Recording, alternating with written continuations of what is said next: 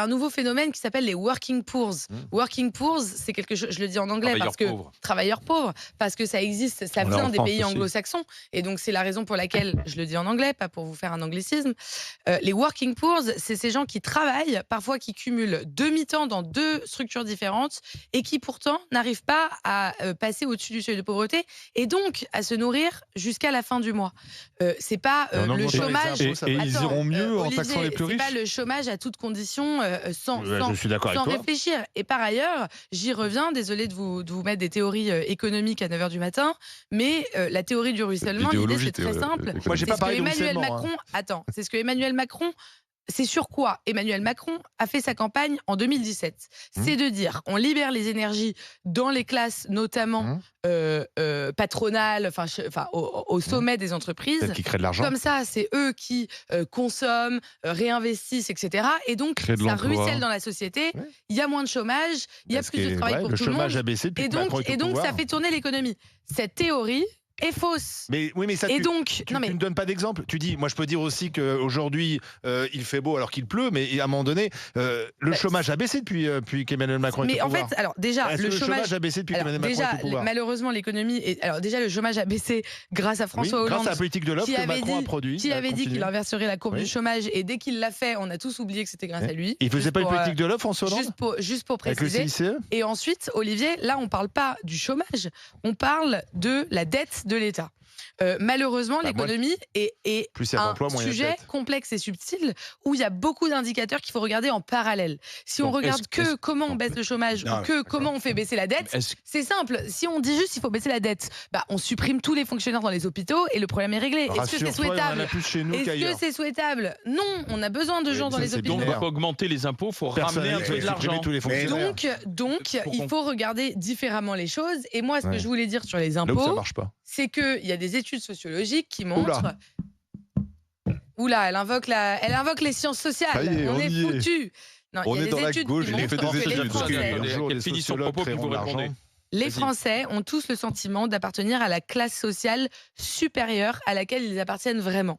C'est-à-dire, vous êtes Donc, rassurez-vous, vous ne serez pas concerné. dans la classe moyenne, vous pensez que quand on parle d'impôts, c'est vous qu'on va taxer. Vous êtes dans la classe Ah, moi, je ouvrière, vois vous ce qu'on pensez prend. que c'est vous qu'on va taxer. Et vous allez voir, je suis sûre qu'on va avoir des auditeurs qui nous appellent, qui vont nous dire « Ah non, mais moi, j'ai peur, je veux pas qu'on augmente François mes Hollande impôts. » avait augmenté leur impôt. Je comprends cette peur. Et évidemment, Alors. enfin non, mais les Ils bas ont raison salaires, d'avoir peur. les impôts des bas salaires ne doivent pas augmenter. Ah, Mais rassurez-vous, je ne crois pas que ce soit le sujet. Alors, Antoine, Quand j'ai vu cette annonce, Michel Barnier va augmenter les impôts, j'ai pensé à ce commentateur sportif qui disait « Pas toi, Michel, pas maintenant, pas cette C'est faute-là Thierry Gilardi à propos de Zidane. ». Voilà, j'ai pensé à ce C'est pas moment-là. Michel, c'était Zinedine. Mais je sais que c'est Non, plus mais compliqué. là, c'est Je sais que pour toi, c'est là, plutôt Michel que Zinedine, mais c'était Zinedine. Tout de suite.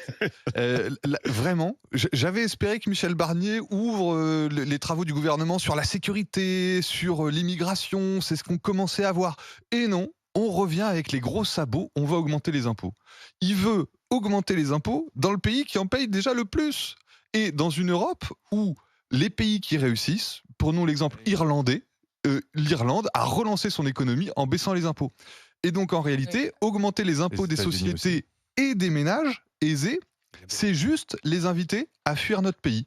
Et je passais une soirée avec un avocat fiscaliste lillois il y a quelques jours qui me dit « Antoine, t'imagines pas, je suis débordé de dossiers. Tous les bonhommes qui gagnent un peu correctement leur vie vont habiter en Belgique. Oh, j'en peux plus. Hein. Et donc, c'est déjà enclenché.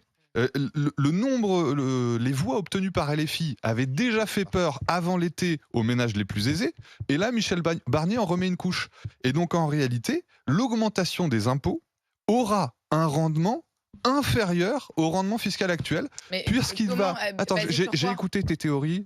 Sur les faits. Mais en fait, c'est juste factuel. Tu augmentes l'impôt, Bah oui. tu as un rendement inférieur. Bah oui. Parce que dans le monde dans lequel on est et que tu défends, très ouvert, où les capitaux et les gens peuvent circuler, eh bien, le riche est plus mobile que le pauvre. Le pauvre Et ne donc, bouge pas, le ouais. riche, quand on lui dit Le tu petit vas payer restaurateur plus non d'impôts, plus. il est parti en Belgique, il va passer sa retraite au Portugal, il va habiter en Suisse, il va habiter aux États-Unis, etc.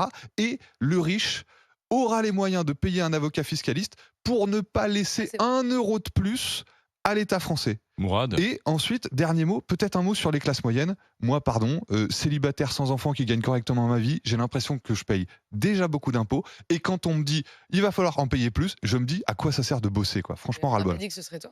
Alors, ça sera qui? C'est pas les pauvres qui payent plus d'impôts. Les riches vont se barrer. En général, c'est ceux qui gagnent de Voilà, l'argent. Mourad Boudjelal. Oh, j'ai beaucoup de choses à dire, moi. Bon, la première chose qui est d'une Tu vas évidence, habiter en Belgique, tu viendras c'est de voir me un dire avocat. que c'est bien la peine de faire l'ENA ou de faire des hautes études pour quand se pose un problème, trouver comme solution d'augmenter les impôts. Hein. Ils auraient pu éviter leurs études parce que la solution, elle n'est pas très compliquée. Sincèrement, on pouvait s'attendre à ce que des gens qui ont fait des hautes études trouvent des solutions autres qu'augmenter les impôts. Par exemple, il y a une façon d'augmenter les impôts auquel le gouverneur de la Banque de France n'a pas pensé. C'est faire en sorte que les entreprises gagnent plus d'argent, fassent plus de chiffres, que les Français gagnent plus C'était le d'argent. pari Les d'Emmanuel impôts Macron. vont augmenter, mais de façon vertueuse. Ça, ils n'y ont pas pensé parce que finalement, ils l'ont peut-être pas appris à l'ENA. Ça, c'est la première chose. La seconde chose où je suis pas d'accord avec ce que tu as dit, Olivier, les impôts ont augmenté depuis Macron. Les impôts ont augmenté, bien sûr. Mais l'inflation, ça crée de la TVA. TVA, Mais oui. bien sûr, on a fait augmenter les impôts de façon détournée, de façon assez maligne. Mais les impôts ont augmenté, contrairement à tout ce qu'on peut dire. Nous payons tous, mais on s'en rend pas compte, beaucoup Ça, c'est plus vrai. d'impôts depuis quelques années. Voilà. À part qu'il y a une transfert. Je parle même pas de la taxe d'habitation qui s'est transformée sous différentes formes. Alors ensuite, pourquoi je suis pas d'accord? Alors il y a une économie à faire. Déjà, c'est le gouverneur de la Banque de France et tous les gens qui travaillent pour lui, parce c'est quand même quelqu'un qui sert à rien et qui nous coûte beaucoup de pognon. On a un grand statisticien qui nous coûte un blé de folie, qui passe son temps à emmerder les entreprises, à leur poser des questions, parce que lui, il a rien à faire. Donc forcément, les entreprises, elles n'ont pas le temps, mais ça, il peut pas le comprendre. Alors lui expliquer simplement que donc si on augmente les impôts des sociétés, ce qui est possible. Je lui rappelle quand même qu'il y a des dividendes qui sont distribués. Et que sur les dividendes, il y a des impôts qui sont payés. Donc, on va réduire les dividendes et on va réduire les impôts payés sur les dividendes. Ça, il n'y a pas besoin de faire l'ENA pour le C'est comprendre. QFD. Ça, c'est la première chose. Ensuite, si on augmente l'impôt des classes les plus aisées, alors comme le dit Antoine, ça m'embête d'être d'accord avec lui. Déjà, il a vous avez raison. faut savoir qui C'est c'est. quand même des gens qui ont les moyens de... Alors, soit de Déjà, il faut les défiscaliser, définir. soit de détourner, parce qu'il y a plein de plans aujourd'hui. Il y a des sociétés qui se sont montées, qui vous permettent de faire des donations, défiscaliser, qui vous retrouvez votre pognon en Belgique, en Suisse ou ailleurs. Il y a tout un système qui s'est mis en place, parce qu'ils ont les moyens d'organiser ce système.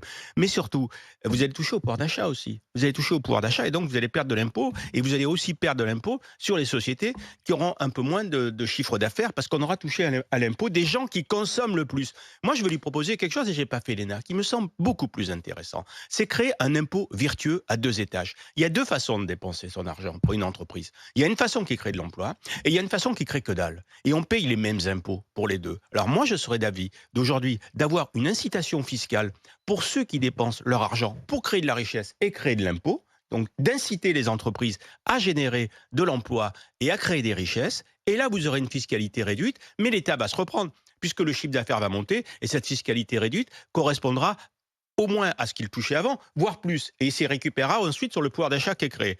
Et avoir de l'autre côté un impôt plus sévère, effectivement, pour les gens qui ne créent absolument rien avec leur argent. Je vous rappelle qu'il y a quelques années, quand on avait un peu d'argent, je disais quelle boîte je peux monter, quel emploi je peux créer. Aujourd'hui, on se dit quel placement je peux faire. Voilà. Et donc, ce n'est pas normal qu'aujourd'hui, l'impôt soit le même, quelle que soit la façon vertueuse ou en pas, attendant- dont on utilise son argent. En attendant-